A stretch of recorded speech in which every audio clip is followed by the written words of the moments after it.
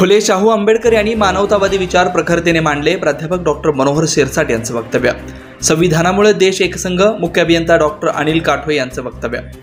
फुले शाहू आंबेडकर यांनी मानवतावादी विचार प्रखरतेने मांडले असे प्रतिपादन बीडचे प्राध्यापक डॉक्टर मनोहर सिरसाट यांनी थर्मल कॉलनी येथे दिनांक 14 एप्रिल 2024 रोजी महात्मा ज्योतिबा फुले व डॉक्टर बाबासाहेब आंबेडकर यांचे संयुक्त सार्वजनिक जयंती उत्सव समितीच्या वतीने आयोजित कार्यक्रमाच्या मार्गदर्शन करताना केले।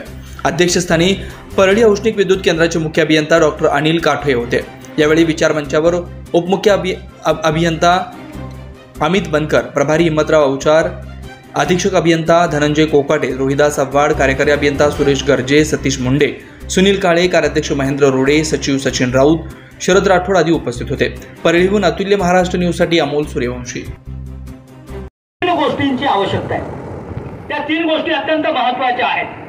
कोणत्या आहेत? पहिलं म्हणजे संविधानिक मार्गांचा अवलंब प्रत्येकाने केला पाहिजे। संविधानिक मार्गांचा अवलंब, असंविधानिक मार्गांचा अवलंब करू नये।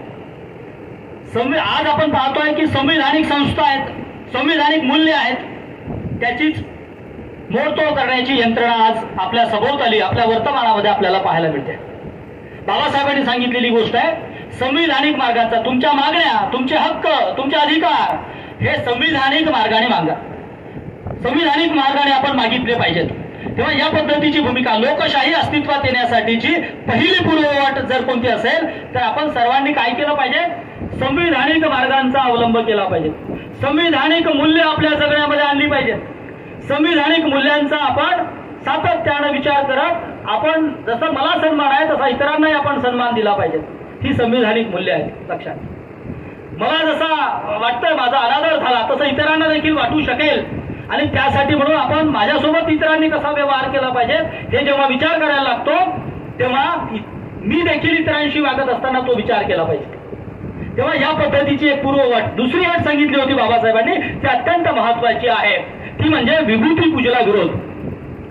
विभूती पूजा म्हणजे व्यक्तिपूजा। व्यक्तिपूजा साहेब ही हुकुमशाहीकडे नेणारी एक व्यवस्था आहे, आणि त्यामुळे